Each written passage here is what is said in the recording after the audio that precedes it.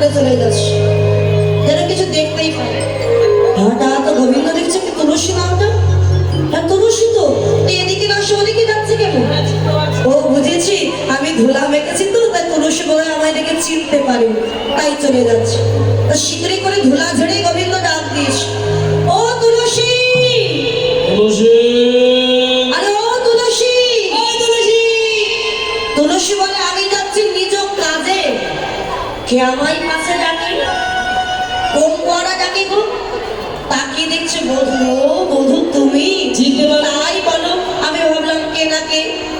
আচ্ছা প্রাণনা, তুমি এমন করে ধুলা মেখেছো কেন? আরে তুলসী, আমি নিজে ধুলি মাখিনি, আমার কি মনে হয় জানো, এই ব্রজের বাতাস বুঝি ভালো নয় গো, ব্রজের বাতাস বুঝি ভালো নয় গো, বাতাস বুঝি ভালো নয় গো। এই বাতাস মন লেগেছে ধুলি, ব্রজের বাতাস বুঝি ভালো নয় গো। বাতাস মন লেগেছে ধুলি, এই বাতাস বুঝি ভালো নয় গো।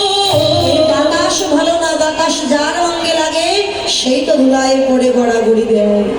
সাধু সঙ্গের বাতাস ভালো না বাবা, অসৎ ব্যক্তির অঙ্গে যদি একবার লাগে, অসৎ ব্যক্তিও সাধু সঙ্গে ধুলায় পড়ে কাঁদে, হা গোবিন্দ প্রাণ গোবিন্দ।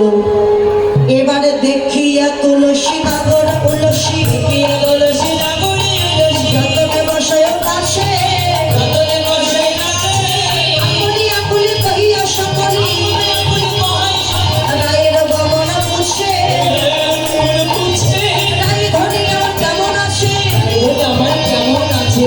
বলো বলো এ তুলসী, রায় ধরে আমার কেমন আছে। বলো বলো তুলসী রায় আমার কেমন আছে? তুলসীকে বলছে, এই যে তুলসী এসো বসো বসো।